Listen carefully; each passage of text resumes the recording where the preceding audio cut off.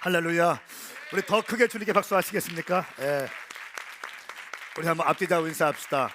오메가 교회는 바로 그대입니다. 시작. 오늘 교회에 오신 모든 분들 예수님의 이름으로 한 분 한 분 축복하고 온 마음을 다해서 환영합니다. 연말을 맞이하면서 또 새해를 앞두고 10주년이 되기 때문에 어떻게 마지막 설교를 시리즈로 준비할까 기도하면서 개척할 때부터 우리가 함께 꽉 붙잡았던 핵심 가치 7가지가 있는데, 이 세븐 비전이라고도 하고 이 교회의 정체성, 다른 거 다 포기해도 이것만큼은 놓치지 말자, 다른 거 다 놓쳐도 이것만큼은 꽉 붙잡고 가자라고 다짐했던 것 7가지를 시리즈로 설교하고 있습니다. 첫 번째는 액츠 29 처치였어요. 성령님께 이끌려가는 교회 되자, 사도행전 쪽 교회 되자. 두 번째는 프레잉 처치, 기도하는 교회가 되자. 기도는 만민이 기도하는 집이어야 하고 만민을 위해서 기도하는 곳이어야 한다.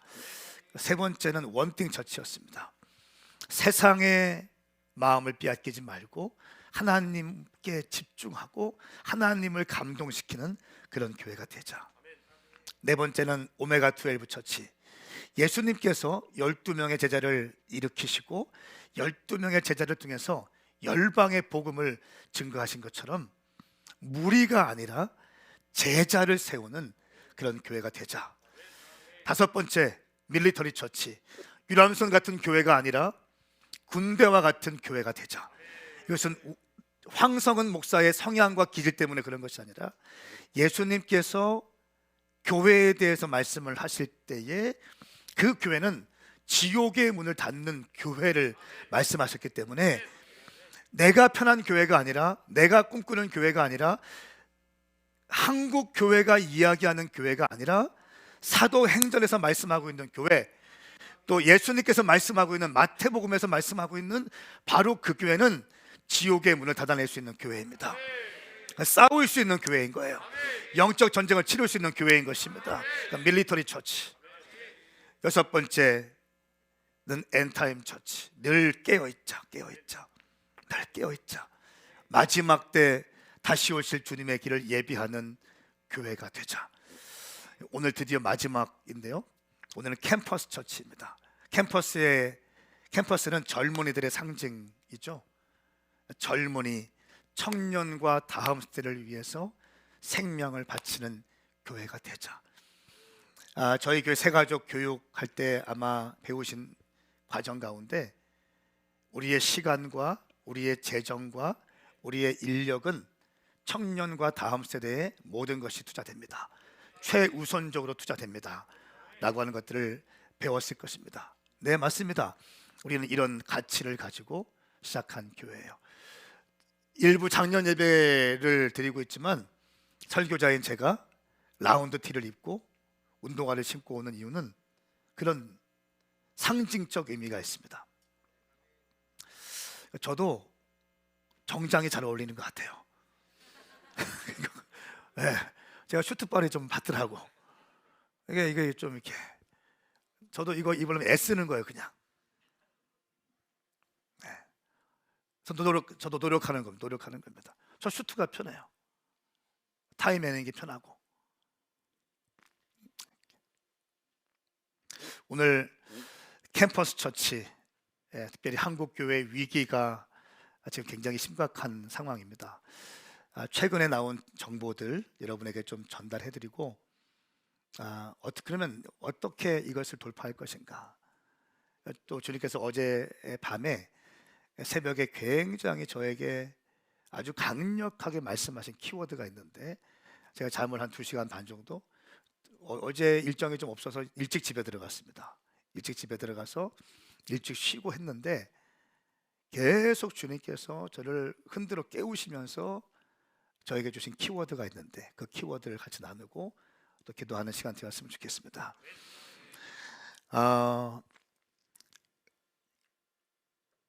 우리가 구약 성경을 보면 창세기 말씀과 출애굽 출애굽기 말씀을 보고 또 그 민수기 말씀, 신명기 말씀 계속 보고 있지 않습니까?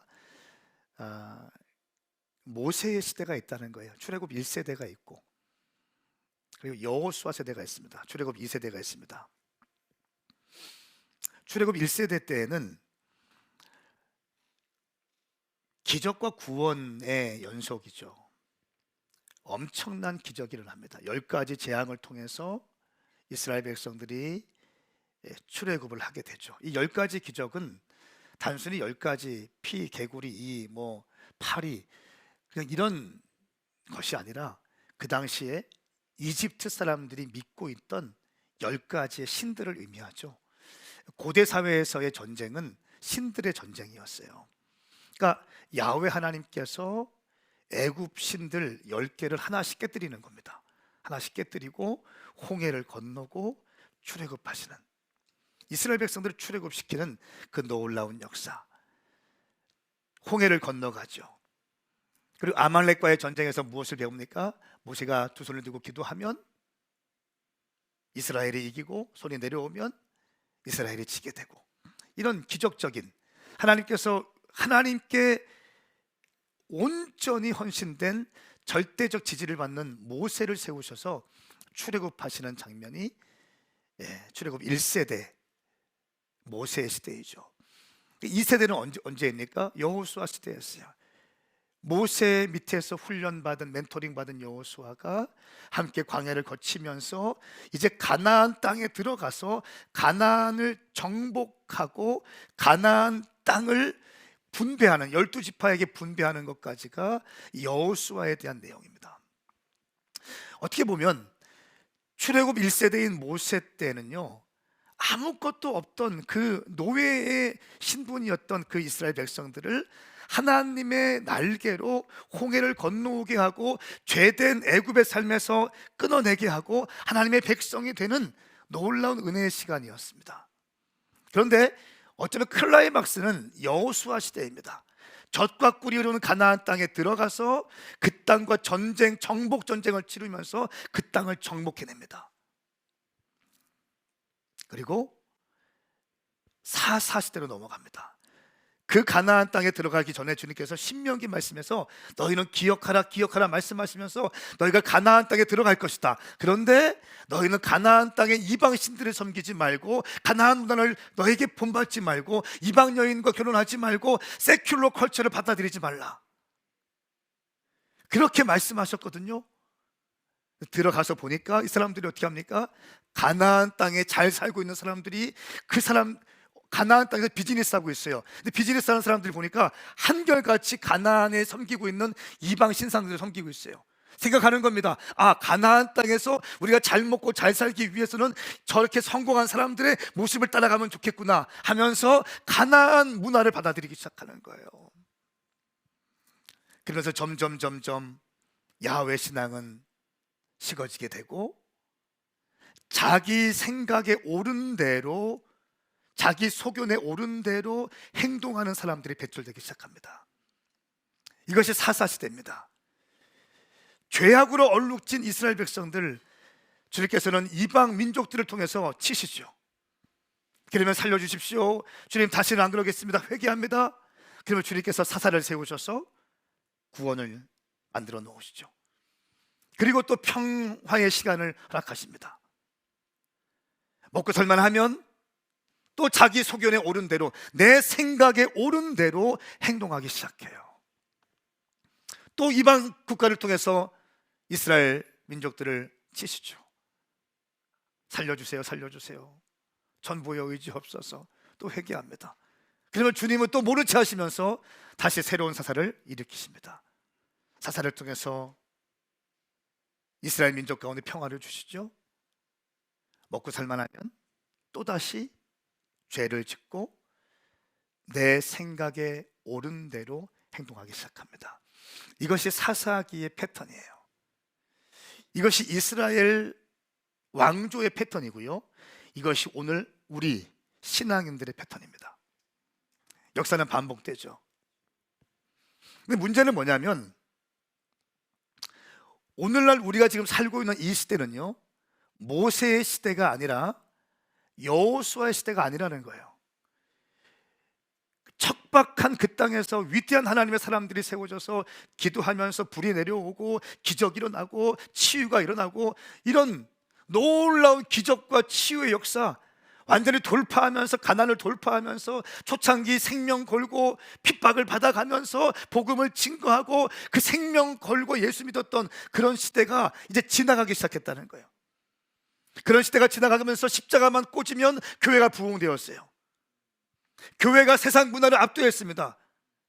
풍금이 어디 있습니까? 근데 교회는 풍금이 있었잖아요. 네. 풍금 배우기 위해서 교회 오고, 성탄절 비슷할 때는 뭐가 있었습니까? 늘 잔치하고 발표회하고, 세상 어디서도 볼 수 없는 것들이 교회에서는 있었어요. 십자가만 꽂으면 사람들이 몰려들었어요. 사탕만 뿌리면 애들이 몰려들었어요. 그렇죠?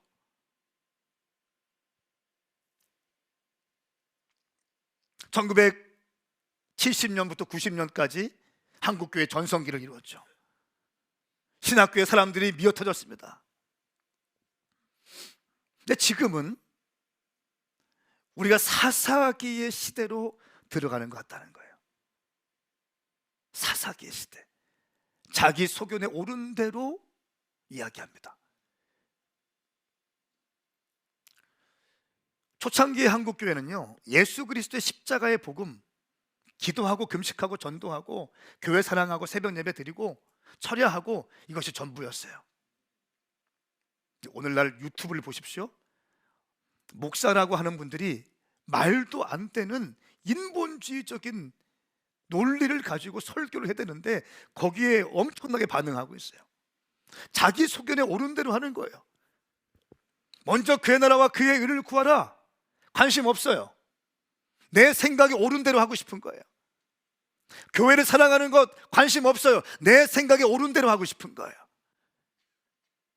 내 기분에 옳은 대로, 내 감정에 옳은 대로 하고 싶은 거예요. 우리는 지금 이런 시대를 살고 있습니다. 이런 시대를 가리켜서 여호수아에서는 아주 정확하게 말씀을 하고 있습니다. 여호수아 24장 31절 말씀을 우리 함께 읽어볼까요? 이 말씀은 살아계신 하나님 말씀입니다. 아멘. 시작. 이스라엘은 여호수아가 살아있는 동안과 여호수아보다 오래 산 장로들, 그 여호와께서 이스라엘을 위해 하신 모든 일을 보아 알고 있는 장로들이 살아있는 동안만 여호와를 섬겼습니다.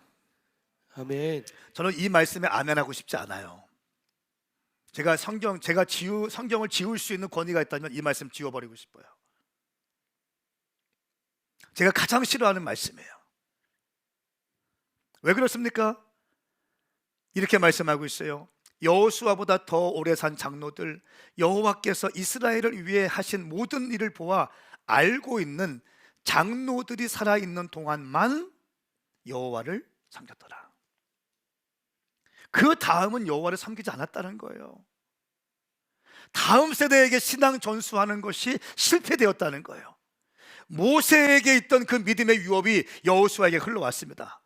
근데 그 여호수아의 가장 큰 실패는 뭐냐면 정복했습니다. 뚫어냈습니다. 어마어마한 땅을 갖게 되었어요. 근데 여호수아의 실패는 뭐냐면 다음 주자를 세우지 못한 거예요. 장로들이 살아있는 동안만 여호와를 섬겼습니다. 사사기 2장 7절 말씀 같이 한번 읽어볼게요. 시작. 백성들이 여호수아가 살아있는 동안, 그리고 여호수아 이후까지 살아있던 장로들이 살아있는 동안 여호와를 섬겼습니다. 장로들은 여호와께서 이스라엘을 위해 행하신 모든 위대한 일들을 본 사람들이었습니다. 아멘. 아멘. 자, 사사기에서도 말씀하고 있습니다. 여호수아를 살아있는 동안, 여호수아 이후까지 살아있던 장로들이 살아있는 동안 여호와를 섬겼습니다. 이 말씀도 지워버리고 싶어요. 이현진 권사님이 살아계신 동안만 여호와를 섬기는 거예요. 장영기 장로님이 살아계신 동안만 섬기게 되는 거예요. 자, 더 심각한 메시지가 있습니다. 10절 말씀에, 사사기 2장 10절 시작. 그 세대가 모두 조상 곁으로 돌아갔고 그들 뒤이어 여호와를 모르는 여호와께서 이스라엘을 위해 행하신 일도 전혀 모르는 다른 세대가 자라났습니다. 아멘. 아멘. 이 말씀도 지워버리고 싶어. 그 세대가 모두 조상으로 돌아가고 그 뒤 여호와를 모르고 여호와께서 이스라엘을 위해서 행하신 일도 전혀 모르는 다른 세대, another generation, next generation이 아니라 another generation, 다른 세대가 딱 일어나는 거예요. 이 사람들이 뭡니까? 들깨가 돼서 교회를 공격하죠. 교회 안에서 사랑받고 멘토링을 받고 교회 안에서 즐거워하고 했던 그 젊은이들 막 있었는데, 이 사람들이 커서 신앙을 유지하고 교회를 세워나가고 했던 사람들인데, 이제 완전 이 유업들이 끊어지니까 뭡니까? 완전히 들깨들로 변해서 오히려 들깨가 되어서 교회를 공격하는 사람들이 돼요. 목사님 아들 딸들 가운데 그런 사람 되게 많아요. 시사평론가들 이런 사람들 보면, 완전 레프트 쪽에 있는 사람들 보면 PK들이 되게 많습니다. Another generation, 다른 세대가 괴물이 되어 있는 거. 딱 어느 날 눈 떠보니까 괴물이 딱 되어 있는 거예요.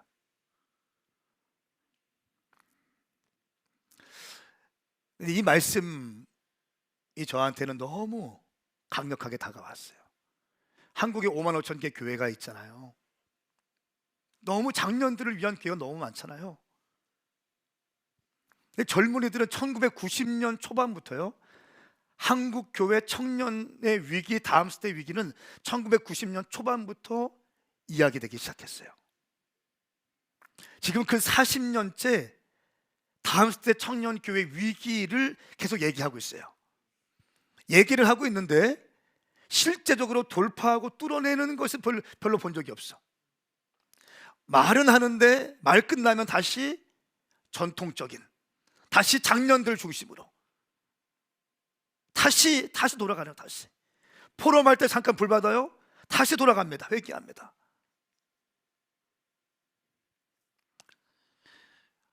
시편 78편 3절부터 8절까지의 말씀이 있습니다. 우리 다음 세대의 신앙 전수에 대한 가장 강력한 말씀이고, 저는 우리 교회에 이 말씀이 그대로 흘러오기 바랍니다. 함께 읽습니다. 시작. 그것은 우리가 들어서 아는 것이고 우리 조상들이 우리에게 전해준 것이다. 우리가 그것들을 자녀들에게 숨기지 않고 여호와께서 하신 훌륭한 일들과 그 능력과 그분이 하신 놀라운 일들을 전해줄 것이다. 그분은 야곱을 위해 계명을 세우시고 이스라엘을 위해 율법을 정하셔서 우리 조상들에게 그것을 자녀들에게 가르치라고 명령하셨다. 그래서 다음 세대가 그것을 알고 아직 태어나지 않은 자녀들까지도 그것을 알며 또 그 자녀들에게도 전하도록 하셨다. 그러면 그들이 하나님을 의지하고 그분이 하신 일들을 잊지 않으며 오직 그 계명을 지킬 것이고 그 조상들처럼 고집세고 반항적인 세대가 되지 않을 것이다. 그들의 마음은 하나님께서 바르지 못했고 영으로도 하나님께 신실하지 못했다. 아멘. 아멘. 자, 다음 세대가 나오는데요, 무려 5세대까지 언급되고 있어요. 5세대까지. 3절 말씀에 우리 조상들이 우리에게 전해줬다는 거예요. 우리 조상들 1세대 우리에게 전해준 메시지 2세대입니다. 자, 그리고 나서 4절 말씀에 놀라운 일들을 다음 세대에게 전해줄 것이다 말합니다. 3세대. 그러면서 6절 말씀에 보면 그래서 다음 세대가 그것을 알고 아직 태어나지 않은 자녀들까지 4세대. 우리 이은정 집사님 아직 태어나지 않았잖아요. 그 아이에게 맨날 배에다 손 얹고 아버지가 축복하는 거예요. 너는 하나님의 사람이 될 거다. 너는 우리 가문을 빛내는 믿음의 사람이 될 거다. 너는 교회의 기둥이 될 거다. 계속 선포해 주는 거예요. 아직 태어나지 않은 자녀들까지도 그것을 알며 또 그 자녀들에게도 아직 태어나지 않은 그 자녀들에게까지 전하도록 하였다. 5세대에게 복음이 전수되고 신앙이 전수되는 것입니다. 사랑하는 여러분, 우리 오메가 교회가 이런 교회 되었으면 좋겠어요. 우리 오메가 교회가 이런 교회 되었으면 좋겠어요. 신앙 전수가 있는 그런 교회가 되었으면 좋겠습니다.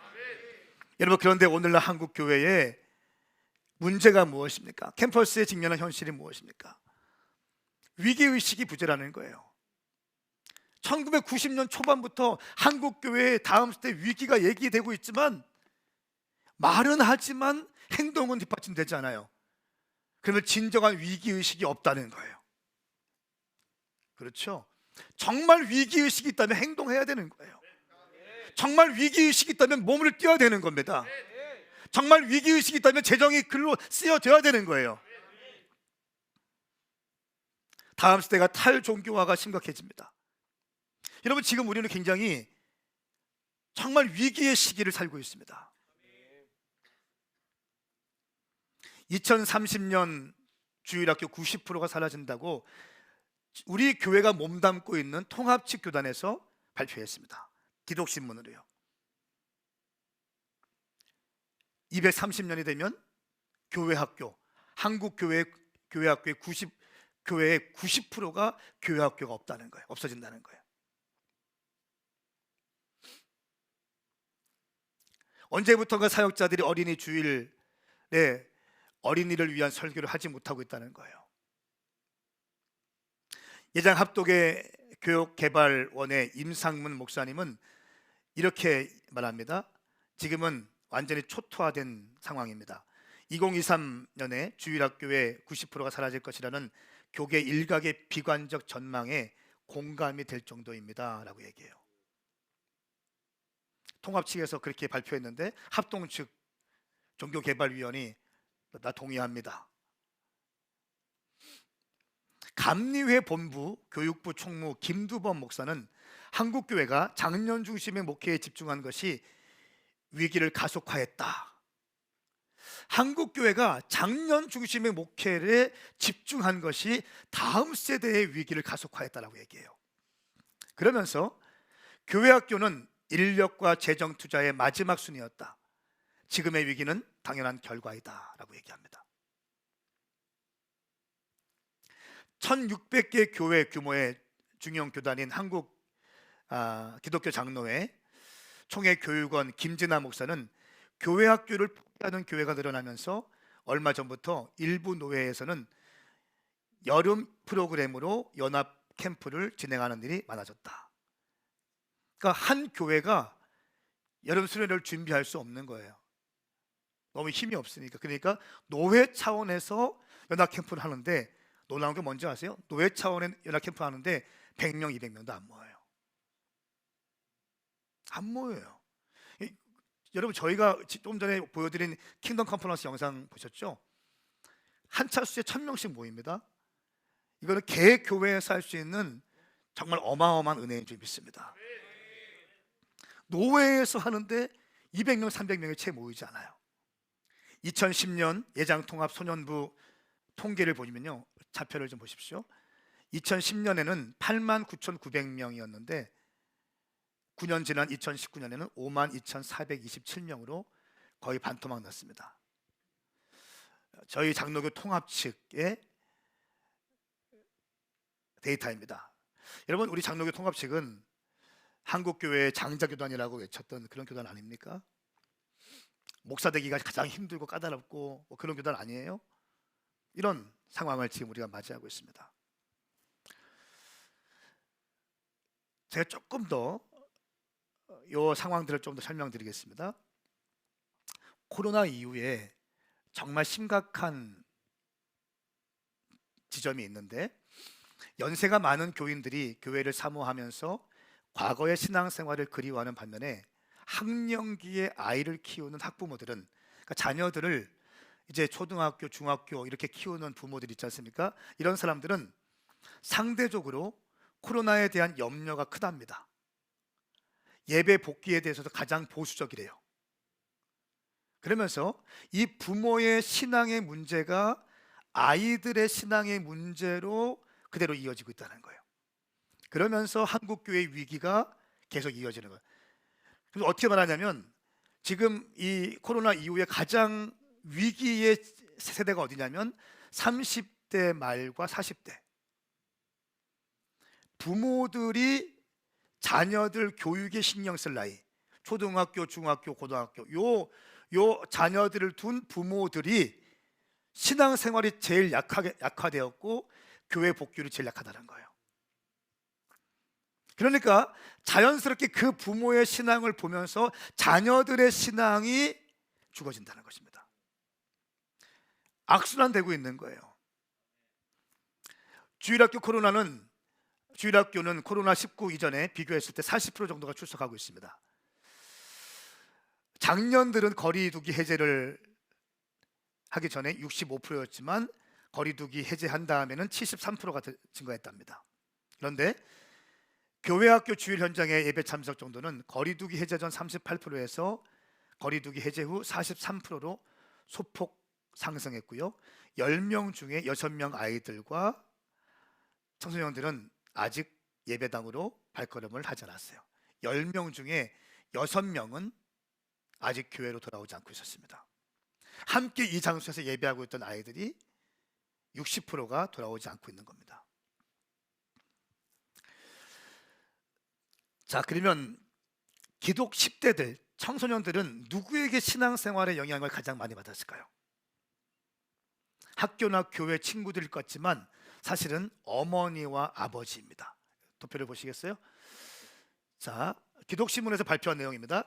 어머니에게 32%, 아버지에게 13%, 목회자에게 11%, 교회 친구 선후배에게 10%, 학교 친구에게 7%, 교회 학교 교사에게 4%. 그러니까 부모님에게 절대적으로 신앙적 영향을 받는다는 겁니다. 특별히 어머니에게.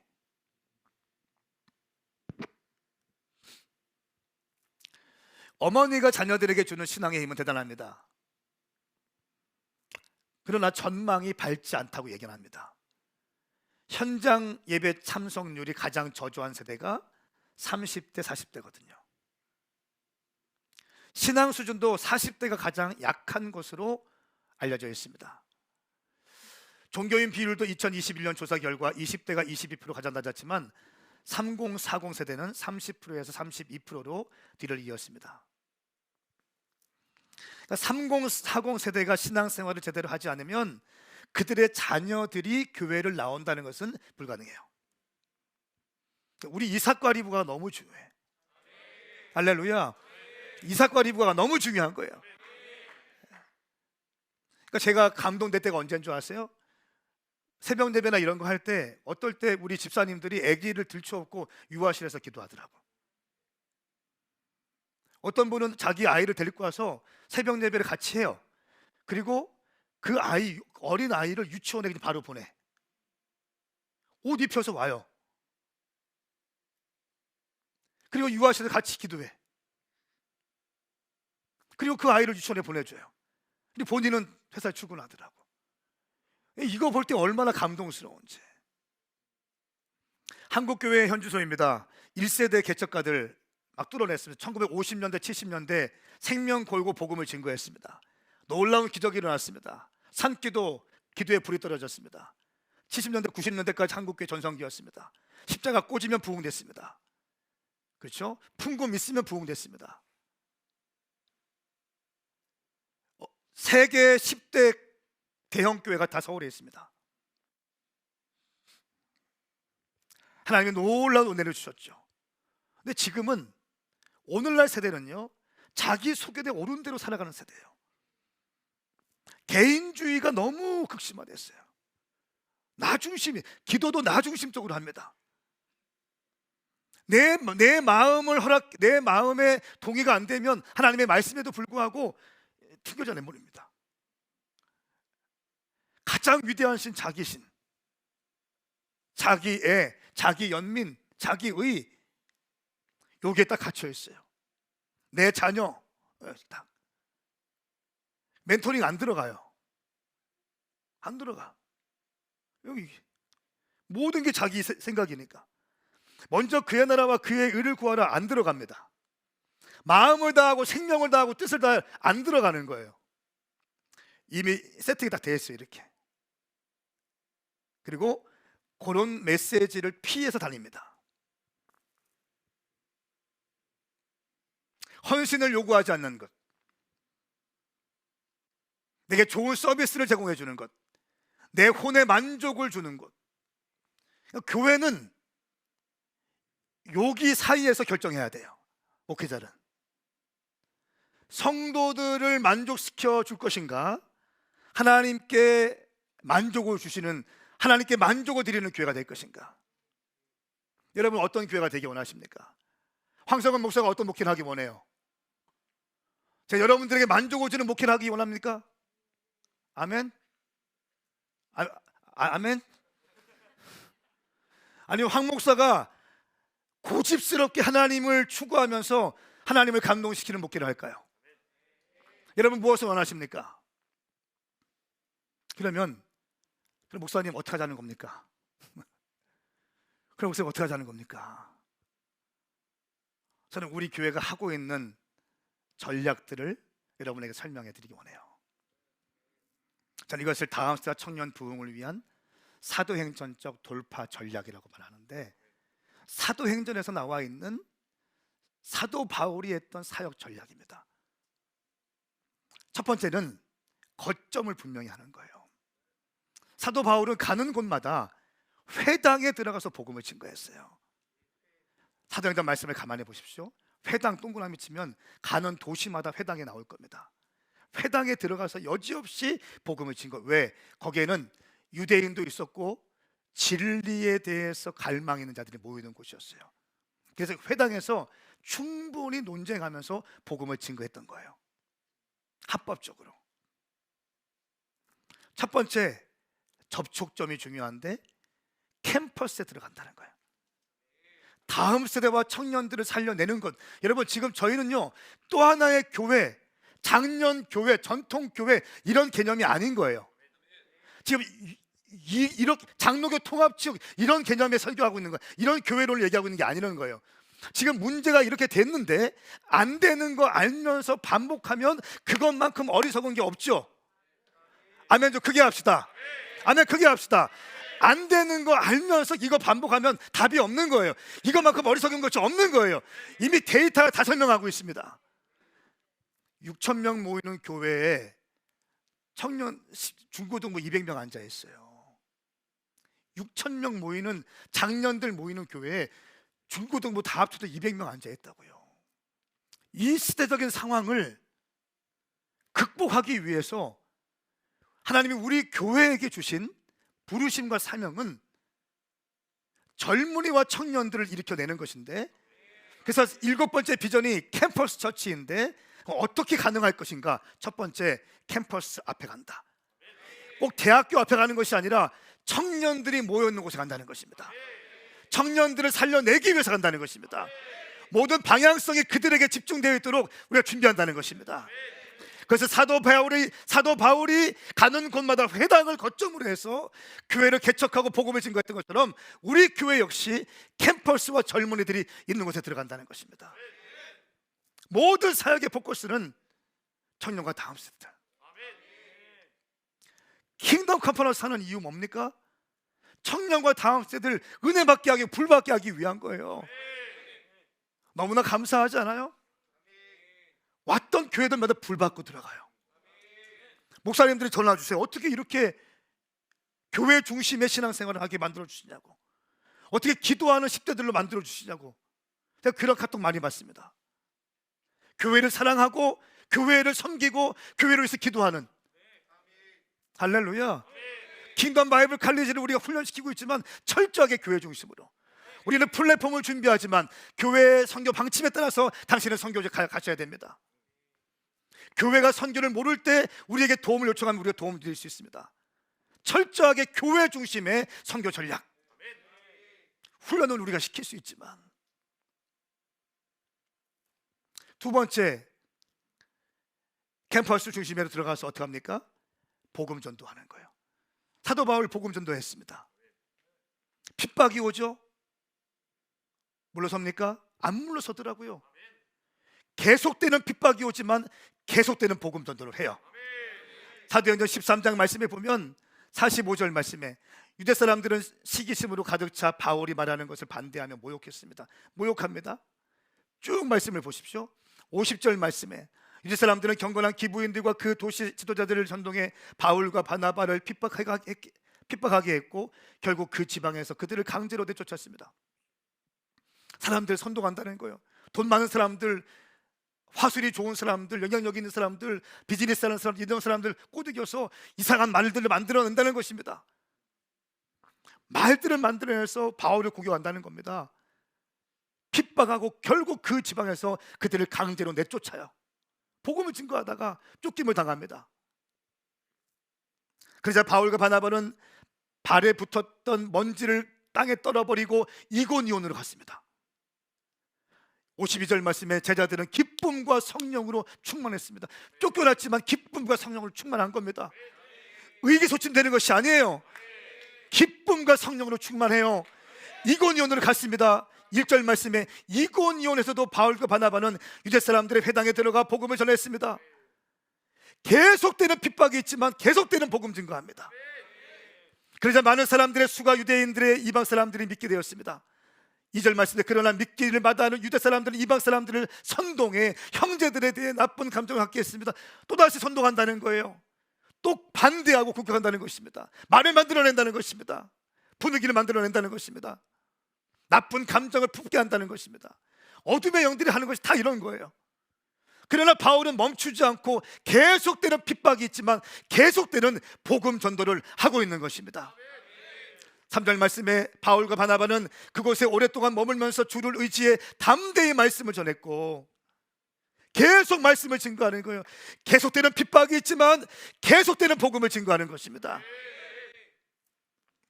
쭉 내려와서 5절 말씀에 이방 사람들과 유대 사람들은 그들의 지도자들과 함께 바울과 바나바를 핍박하고 돌로 쳐 죽이려 했습니다.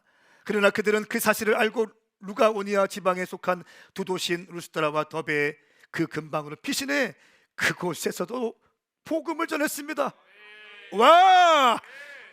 이것이 기독교인이라는 거예요. 이것이 사도행전적 교회라는 것입니다. 이것이 성도라는 것입니다. 하나님이 원하시는 성도의 모습은 바로 이런 모습이에요. 지혜라가는 모습으로 포장하지 마세요. 전략이라는 말로 포장하지 마십시오.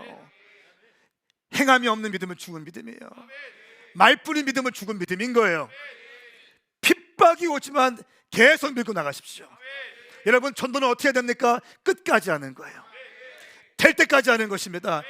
신앙생활 어떻게 하는 거예요? 인내함으로 하는 거예요. 신앙생활은 인내요, 인내. 끝까지 하는 것입니다. 버텨내는 것입니다. 인내요, 인내. 끝까지 가는 거예요, 끝까지. 전도 끝까지 가는 겁니다. 교회 섬기는 거 끝까지 가는 겁니다. 예배 끝까지 하는 거예요. 접촉 포인트에 들어갑니다. 캠퍼스에 들어갑니다. 계속 복음 전도해요. 우리 교회 부흥되는 거, 여러분, 제가 잘나서 그런 거 전혀 아니죠. 제가 학벌이 좋습니까? 뭐가 좋습니까? 이 자리에 저보다 훌륭한 사람 진짜 많거든요. 제가 알고 있어요. 근데 왜 우리 교회 주님께서 부흥시켜 줄까요? 우리 전도하거든요. 끊임없이 복음 전도하거든요. 눈이 오나 비가 오나 전도하려고 애쓰거든요. 주님 그것을 기뻐하시는 거예요. 그것에 주님께 조금 감동되었던 것 같아요. 제가 어젯밤에 계속 주님이 일찍 좀 몸이 최근에 좀 그래서 일찍 쉬었어요. 집에 일찍 들어갔습니다. 좀 누웠어요. 근데 계속 주님께서 저를 잠을 안 재우시는 거예요. 몸은 피곤한데. 안 재우실 때는 이유가 있잖아요. 일어나 침대에서 일어났어요. 주님, 저에게 말씀해 주세요. 종이 들을게요. 주님, 저에게 말씀해 주세요. 저 주님 말씀에 순종하고 싶어요. 저에게 하실 말씀 있으면 하세요, 주님. 근데 이런 단어를 쭉 주시는 거예요. 야, 내가 너 사역 잘하는 거 안다. 여러분, 사역 우리 교회처럼 잘하는 교회가 어디 있어? 뭐 사역하면 벌써 티부터 나와. 그렇죠? 뭐 책부터 나오기 시작해. 예? 뭐 이렇게 뭐 하면 그냥 안 해. 제대로 빵 터트려. 그죠? 하면 영상 딱 나와. 지난주 설교 하이라이트 딱 나와서 빵 때려줘. 사역 우리만큼 잘하는 교회 난 본 적 없어요. 주님, 너 사역 열심히 하고 잘하는 거 알아. 나는 그 다음을 원해. 난 그 다음을 원해, 아들. 주님, 그게 뭐예요? 나를 감동시켜줘. 나를 감동시켜줘. 하나님을 감동시키는 믿음. 우리 교회가 사역 너무 잘하는 교회 아닙니까? 사역 잘하는 교회가 아니라 하나님을 감동시키는 교회. 와, 우리 집사님들이 하나님을 감동시키는 집사님. 그냥 사역하는 게 아니에요. 그 사역을 그냥 치러내는 게 아니라는 거야. 예배팀 오늘 모였을 때 제가 잠깐 들어가서 얘기했어요. 그냥 예배하지 말고 하나님을 감동시키자. 여러분, 하나님을 감동시키는 신앙인이 되기를 예수님의 이름으로 선포합니다. 그냥 예수 믿는 거 아닙니다. 하나님을 감동시키는 거예요. 아버지를 감동시키는 거예요. 이것이 우리에게 주님께서 요구하시는 것입니다. 하나님께서 감동하시는 곳에 하나님은 일하실 것입니다. 캠퍼스에 들어가서, 회당에 들어가서 복음을 증거했던 바울처럼 복음을 증거해요. 바울 어떻게 했습니까? 세 번째, 믿지 않는 자에게 복음을 증거했고, 믿는 자 어떻게 했습니까? 제자화했어요. 믿는 자를 제자화했어요. 제가 제 성향상 설교 시간에 한번 던지고 디테일하게 멘토링을 잘 하지 않아요. 청년들은 가능성 있는 사람들 뽑아서 하는데 장년들은 거의 멘토링이 없었습니다. 2023년도부터는 제 멘토링에 들어갈 거예요. 장년들 한 명씩 불러서 이거는 안 됩니다. 이거는 안 됩니다. 이거는 안 됩니다. 이건 됩니다. 이거는 그렇게 말하면 안 됩니다. 언어 생활 바꾸셔야 됩니다. 기도 생활 똑바로 하십시오. 개인적으로 가능성 있는 사람들, 멘토링 했을 때 들어갈 수 있는 사람들, 이런 사람들 멘토링 들어갈 겁니다. 아멘. 그러니까 바울은 예수 믿지 않는 자에게 복음을 증거했고 믿는 자들을 제자화했다는 거예요. 제자들을 데리고 뭐였습니까? 이 사람들이 리더십으로 일어나기 시작해서 이 사람들이 교회를 개척해 버립니다. 이게 사도행전 16장에 나와 있는 루디아예요. 자주 장사했던 여성 CEO 루디아가 자기 집을 오픈해서 가정교회를 만들죠. 바울이 빌립보 감옥에서 나왔을 때 어디 갑니까? 루디아의 집에 있는 가정교회에 가서 거기에서 안식을 하기 시작하면서 거기서 회복돼요. 그리고 이 루디아의 집이 유럽 선교의 문을 열기 시작합니다. 가만히 보니까 사도행전적 방식이 가장 위대한 방식이고 성경적인 방식이라면 우리는 거점을 정하는 거예요. 젊은이들, 지금 한국교회가 이런 상황이 되었으니까 젊은이들 있는 곳에 교회를 개척한다. 할렐루야. 거점을 삼는다. 컨택 포인트 삼는다는 거예요. 믿지 않는 자 찾아서 복음 증거하고 믿는 사람들 제자화하고 제자들 가운데 리더를 세우고 그 사람들에서 교회가 개척되게 하는 것. 할렐루야. 이것이 우리 주님께서 우리에게 요구하시는 방식입니다. 여러분, 무리가 아니라 제자로 일어나시기 축복합니다. 창세기 14장 14절부터 16절까지 말씀을 보면요, 아브라함의 조카 룻이 그달로오멜 왕 5개국 연합군에게 잡혀가죠. 그때 아브라함이 누구와 함께 합니까? 자기 집에서 키우고 자기 집에서 낳아서 키우고 훈련된 사람들 318명 데리고 들어가서 그 5개국의 연합국과 싸워서 전쟁에 승리하고 롯을 찾아옵니다. 말씀을 좀 보실까요? 창세기 14장 14절부터 16절 갑니다. 시작. 아브라함은 자기 조카가 포로로 잡혀갔다는 소식을 듣자 자기 집에서 낳아 훈련받은 사람 318명을 거느리고 단까지 쫓아갔습니다. 한밤중에 아브라함은 그의 종들을 나눠 그들을 공격해 쳐 부셨습니다. 다메섹 북쪽에 있는 호박까지 그들을 추격해 모든 물건들을 되찾고 그의 조카 롯과 롯의 소유뿐 아니라 부녀자들과 다른 사람들까지 모두 찾아왔습니다. 아멘. 아멘. 자기 집에서 낳아서 훈련받은 사람 318명이라는 거예요. 자기가 낳아서 전도해서 복음 증거하고 교회 제자화하고 멘토링하고 훈련시킨 사람 318명. 용병이 아니라는 거예요. 용병은 돈 주면 얼마든지 올 수 있습니다. 그런데 생명은 걸지 못해요. 예, 용병은 생명 못 겁니다. 돈 더 많이 주는 데로 홀랑 가버립니다. 그런데 자기 집에서 낳아서 키워서 훈련시킨 사람들은 DNA가 같기 때문에 생명 걸 수 있어요. 그러니까 이것은 무슨 말이냐면 우리 교회 개척 멤버 이런 차원이 아니라 여러분 같은 비전으로 하나가 된 자들, 할렐루야, 함께 주의 영광을 보기로 결정한 자들. 이 시대적 사명이 내 혼자 잘 먹고 잘 사는 것이 목적이 아니라 이 한국 교회가 지금 급속도로 기울어져 가고 있는데 이 상황을 눈으로 보면서 문제의식을 갖고 이 교회의 비전과 방향성에 발맞추어서 함께 뛰기로 결정되어진 자들, 아멘입니까? 이런 자들에 의해서 로순 구출되어질 것입니다. 우리의 청년과 다음 세대들은 구출되어질 줄 믿습니다. 근데 이 작업은요 굉장히 하드한 작업이에요. 스트롱한 작업입니다. 구호로 되지 않아요. 구호로 되지 않습니다. 현수막 몇 장 건다고 되는 게 절대 아니죠. 다부지게 서 있어야 돼요. 이 비전을 향해서 분명히 서 있어야 돼요. 우리 교회가 다음 세대와 청년들을 향하는 교회다. 그럼 내가 장년으로서 내가 뭐 하면 될까? 내가 뭐 하면 될까? 내가 어떻게 하면 될까?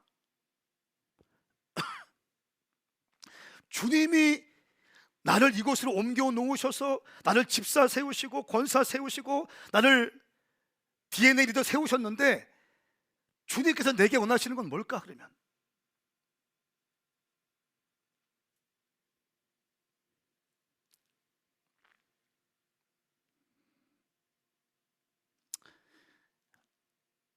하늘의 밀이 땅에 떨어지지 않으면 열매를 맺을 수 없습니다.